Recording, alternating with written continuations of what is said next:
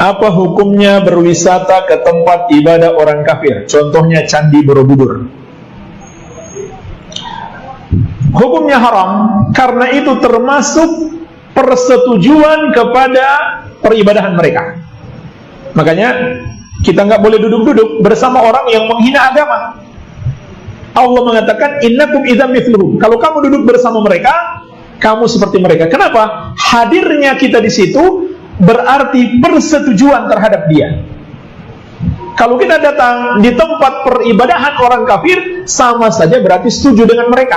Walaupun hati kita mungkin nggak setuju, tapi kehadiran kita adalah persetujuan itu sendiri. Begini, saya pernah ditanya sama seorang dosen, Gus, saya ini ngaji hadis banyak, tapi ada yang saya tidak paham, yaitu mangqala la ilaha illallah dakhalal jannah, ada kalimat wa in zana wa in saraka. Meskipun pernah zina, pernah maling. Ini kan seakan-akan mentoleransi perzinaan dan pemalingan. Terus saya bilang, oh makna hadis itu seperti ini. Jadi kebenaran absolut, kebenaran yang mutlak itu tidak akan terganggu oleh status perilaku seseorang. Saya berkali-kali memberi contoh. Orang yang ditangkap KPK akan bilang 1 tambah 1 2. KPK-nya juga bilang 2. Rivalitas dalam politik, Pak Prabowo ya bilang 2, Pak Jokowi juga bilang 2. Orang yang zaniyah, yang lonte pun akan bilang 2, muftinya juga bilang 2, ketua MUI-nya juga bilang 2. Artinya gini, kebenaran yang absolut adalah kebenaran yang siapapun akan meyakini seperti itu. Seperti 1 ditambah 1 2. Kamu punya musuh bilang 2. Kalau ibu-ibu ini punya maru, ya marunya bilang 2 tadi tambah mama, nggak tahu saya terjemahnya apa tadi. Nah, kebenaran yang absolut itu kebenaran yang siapapun pasti mengakui. Dan uniknya begini, saya kalau saya pernah ngaji acara himmah, acara pondok sarang di Demak. Kalau kamu bilang 1 ditambah 1 menjadi 2, untuk mengatakan 2 itu kamu butuh hadiah enggak? Mereka semua jawab enggak. Kita semua juga saja mengatakan tembok itu putih. Kenapa? Karena memang putih. Kita mengatakan 1 tambah 1 2 karena memang kita tanpa presentasi dapat hadiah, dapat penghormatan. Kenapa untuk mengatakan Allah itu Tuhan kita butuh surga? Memangnya kalau tidak ada surga Allah tidak jadi Tuhan? Ini problem orang soleh-soleh yang terlalu pesimis. Makanya nanti orang-orang soleh itu masuk surganya berat. Tapi kalau orang alim lebih gampang kira-kira seperti itu. Iya, karena kan imannya lebih bagus. Dalam hadis qudsi Allah ini yang dibuli orang-orang soleh. Laulam akhluk jannatan wala naron alam akun ahlan an uto'a, dalam hadis qudsi itu. Kalau saja saya tidak menciptakan surga dan neraka, apa saya tidak jadi Tuhan yang perlu ditaati? Apa kalau kamu tidak saya kasih uang 1 juta terus bilang 1 tambah 1 11? Enggak kan? Tetap bilang berapa? 2.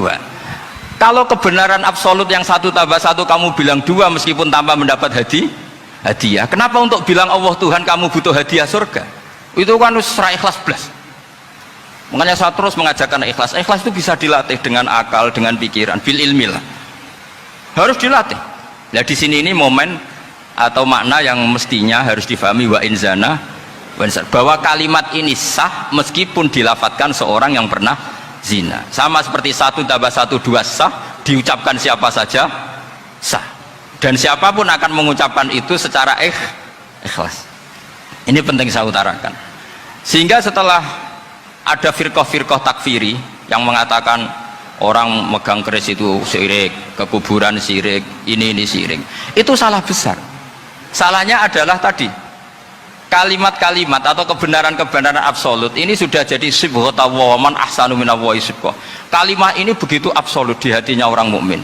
Sehingga ketika terganggu oleh hal-hal yang adat istiadat kayak pegang keris, kayak apa, ini tidak mengganggu. Tetap kualitas iman ini di atas keyakinan adat membawa apa keris. Kalau orang membawa keris menjadi syirik karena percaya sama makhluk. Orang misalnya kejawen kalau nggak bawa keris nggak nyaman. Orang kota itu kalau nggak bawa ATM juga nggak nyaman. Itu tidak dihukumi syirik. Kamu pergi lupa bawa HP nyaman enggak? Enggak, kenapa tidak dihukumi syirik?